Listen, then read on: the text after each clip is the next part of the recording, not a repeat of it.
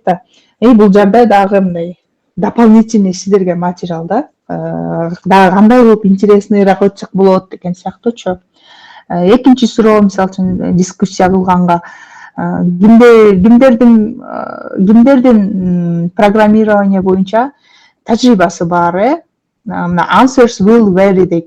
То есть жооптор ар кандай болушу мүмкүн дейт. То есть бул жерде что ожидать ошол суда берилген да. Анан экинчи кадам introduce students. Балдарды кодирование жөнүндө түшүнүк беришиңер керек. Используя welcome to first steps дейт. Мону колдонуп балдарга кодирование жөнүндө түшүндүр деп атат. Бул жерде ссылка, муну бассаңыздар мына бизге слайд чыгат, кыска слайд чыгат. Ушул слайдты ачып балдарга түшүндүрсөңүздөр болот деген сөз.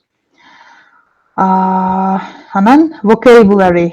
Бул жерден биз эмнени эске тутуп калышыбыз керек? Кодинг. То есть бул презентацияны после того, как мы объясним, бизге уже vocabulary деп как бы биздин эстеп калчу сөзүбүз программирование, оказывается, вот это деген түшүнүк балдарда калыш керек да. То есть ребята должны уже понимать дегендей. После вот этих вот шагов, да, условно говоря. Дальше балдар уже кодирование жөнүндө кыска маалымат алды, силер диалог куруп сүйлөштүңөр, жакшы түшүндүрүп бердиңер. Ошондон кийин introduce them балдарды жанагы 6 бул модулдун ичинде 6 проект бар да, ошол 6 проект менен сиздер тааныштырышыңар керек. Алар ошо кайсы ошол проекттер менен эмне болгон проекттер, алар мындай уже мындай кодирование жөнүндө билгенден кийин биз ушундай проекттер жасайт экенбиз деп уже түшүнүп калыш керек да. Introduce мындай представлять этишиңер керек. Андан кийинки 4-чү шаг introduce student балдарды HTML, CSS технологиялар жөнүндө маалымат беришиңер керек.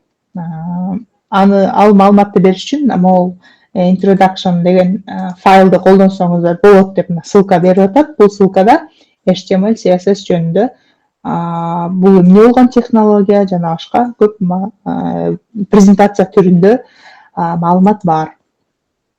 Анан бул презентациядан кийин бизге как справочник катары балдар эмнени жаттап калыш керек, HTML, CSS деген эмне экен, синтаксистерин, старт так, начинающий, завершающий теги, элементтер, селектор жана башка свойства деген сыяктуу терминдерди балдар жаттап эмес, балдар ошол менен таанышып билип калыш керек деген сөз да.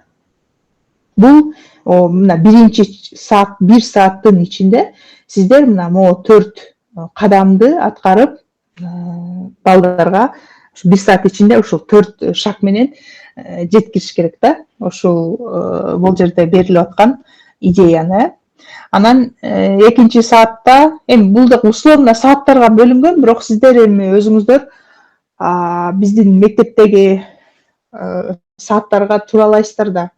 Балким кээ бир жерден кыскартасыздарбы, мисалы үчүн балдардын уровендери ар кандай болушу мүмкүн. Мен билбейм кайсы класстарга кандай. То есть бул жерден мындай такой условно сааттарга бөлүнүп алган, ошол жактарды бир сыра окуп, сиздер дагы мындай настройкалап өзүңөр кандай кылып өтөсүңөр дагы бир сыра карап чыксаңыздар болот да. Анан дальше уже проекттер кетет. Мына экинчи саатта мына баягы балдар уже HTML, CSS жөнүндө у них уже есть понятие. И introduce iChart. Эң эле биринчи мына iChart проект. Бул проект жөнүндө түшүндүрүп бериш керек, эмне болгон проект. Эң эле биринчи мына что нужно сказать, you will learn.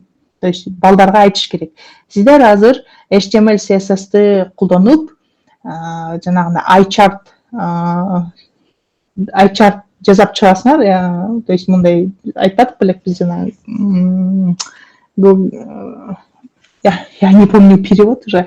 iChart ошо уморок элемени көрсөтөсүздөр, ушундай жасап чыгабыз, который используется там в оптометристике, да, там в оптике.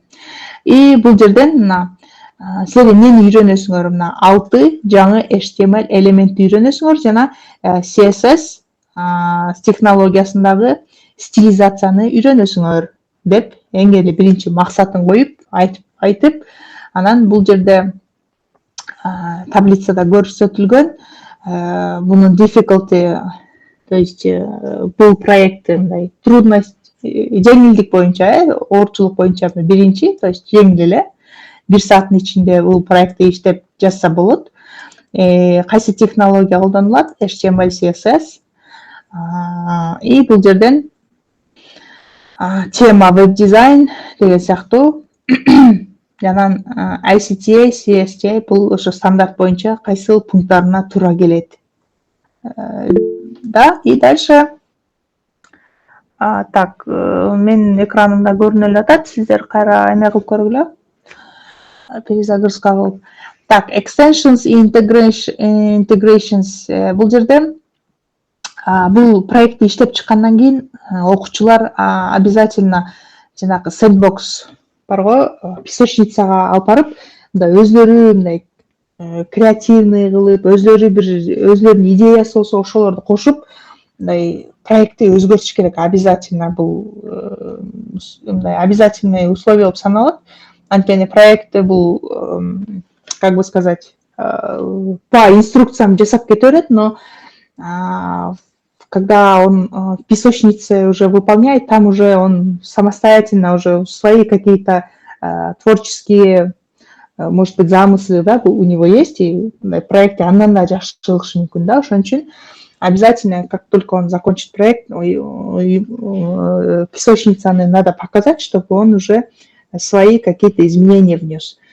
И так, и в принципе, что можно discussion questions, то есть когда проекты балдар жасап өткөндөн кийин кандай суроолорду берсеңиздер болот, бул жакта суроолор бар.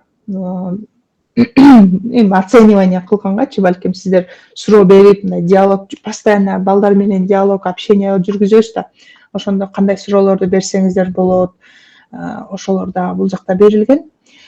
И дальше баягы бул теманы өткөндө кайсы жаңы терминдерди билди балдар, бул жанагы H1, H6 деген сыяктуу тегилерди билди, селектор,